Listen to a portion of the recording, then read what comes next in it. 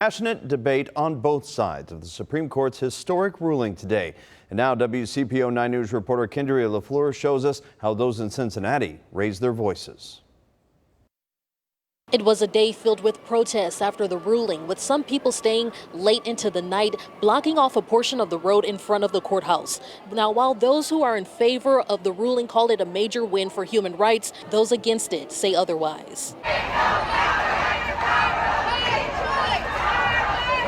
This is unacceptable. This is not conservative Republican politics. This is inhuman. Abortion rights supporters gathered in downtown Cincinnati after the decision to have their voices heard, going to both county and federal courthouses.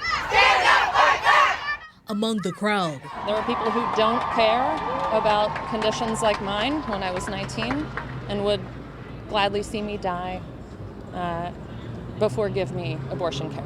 A woman who says legal abortion saved her life. Years ago, she was diagnosed with leukemia while pregnant. If I didn't take chemo, I would have died in a month. If I had taken chemo but not aborted the fetus, I could have miscarried in such a way and in a delicate condition that it would have also killed me. There was no viability for that pregnancy. On the other side of the debate, we still have a lot of work to do here. Pro-life advocates praising the conservative majority high court on its decision. I think the thing that we all agree on is we want to help women, but people in the pro-life movement know for a fact that killing an unborn child never helps anyone. With the ruling, the Supreme Court says state leaders can make up their own minds about how to move forward. This, as supporters and opponents are now relying on the ballots to help their case. And we're always going to have to continue to vote pro-life state representatives and judges and federal representatives. And the fight at the local level is going to be enormous. For all of the people who say that I'm not political and I don't vote, that's not an option anymore. If you care about your rights, get to the ballot box. Kendria LaFleur, WCPO 9 News.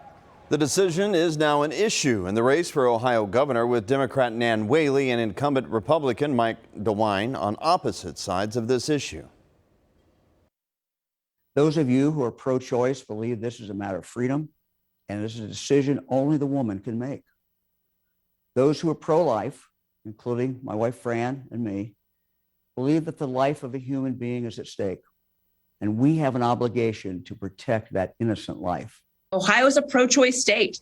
We had a poll about 4 years ago that showed that 61% of Ohioans believe in access for women's choices and access to abortion. And these kind of extreme ideas where Mike DeWine's in the hospital room, I think is a real big problem for Ohio women across the state. So let's take a closer look at what the ruling means for the tri-state specifically right now. In Ohio, the so-called heartbeat bill is now law, meaning abortions are banned as soon as 6 weeks after conception. That's often earlier than many women even know that they are pregnant. In Kentucky, a so-called trigger law is in place to make abortion illegal immediately now that Roe is overturned. The Commonwealth also has a new 15-week abortion ban on the books that was legally challenged. And in Indiana, the right to an abortion is neither protected nor barred in the state constitution.